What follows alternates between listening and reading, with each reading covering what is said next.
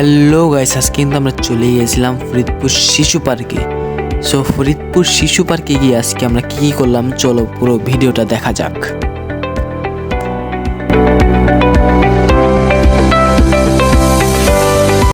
So ফার্স্টে হচ্ছে গিয়ে আমরা পার্কের ভিতরে ঢুকে পড়লাম, আর 100 টাকা হচ্ছে টিকিট নেবে পার্কে ঢোকার।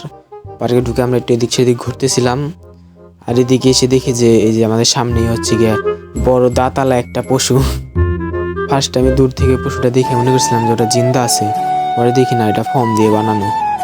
এখানে কিন্তু বাচ্চাদের অনেক সুন্দর সুন্দর রাইড আছে। এখান থেকে পাচ্ছেন 10, এই রাইডটা কিন্তু মাত্র 50 টাকা। আর এখানে এরকমই আরও অনেক নতুন নতুন রাইড আছে, আপনি যে কোনো রাইডে উঠতে পারেন, মাত্র 50 টাকা করে টিকিট নেবে আপনার কাছ থেকে। আর কি এখন গরমের সিজন তো, এটা অত একটাই না, শীতের সিজন আসতে পারে জায়গাটা আরও ইন্টারেস্টিং, আরও সুন্দর লাগে। অবশ্যই আপনারা আসতে পারেন। দেখুন এটা কতটা সুন্দর একটা সামনে আবার দেওয়া আছে।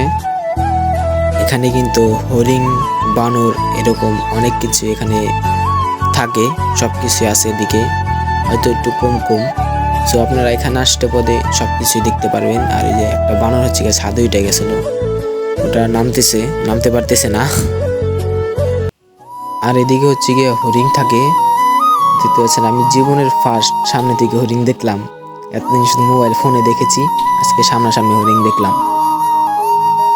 এখান দিয়ে ঘোরার পরে রাত হয়ে গেছিল, তাই আমি এখানে বসে একটু রেস্ট নিচ্ছিলাম, মাঝে মাঝে টুইস্টার মারছিলাম আর কি। আমরা ওখান থেকে এখন আইফেল টাওয়ারের দিকে যাচ্ছি। টাওয়ারটা কিন্তু এখন অনেকটা সুন্দর দেখা যাচ্ছে।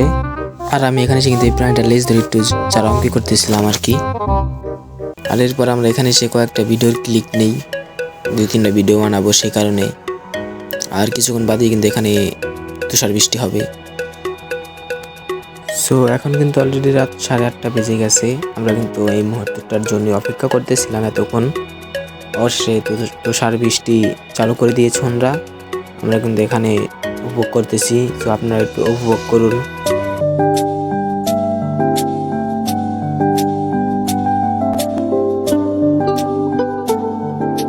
গাইজ, এতক্ষণ আপনাদেরকে একটা কথা বলা হয়নি, সামিরও কিন্তু আমার সাথে এসেছিল।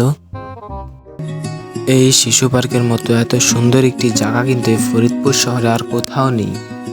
এটাই হচ্ছে ফরিদপুরের বৃহত্তম একটি সুন্দর একটি জায়গা। এখানে কিন্তু ছোট থেকে বড় সব ধরনের লোকজনই কিন্তু এখানে আসেন। যেমন ধরুন বাচ্চা থেকে বয়স্ক লোক পর্যন্ত সকল ধরনের লোক এখানে আসে।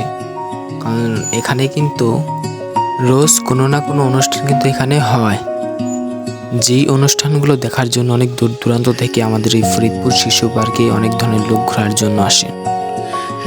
সো আজকের মতো আমি এখান থেকে বিদায় নিচ্ছি। ভালো থাকবেন, আল্লাহ হাফেজ।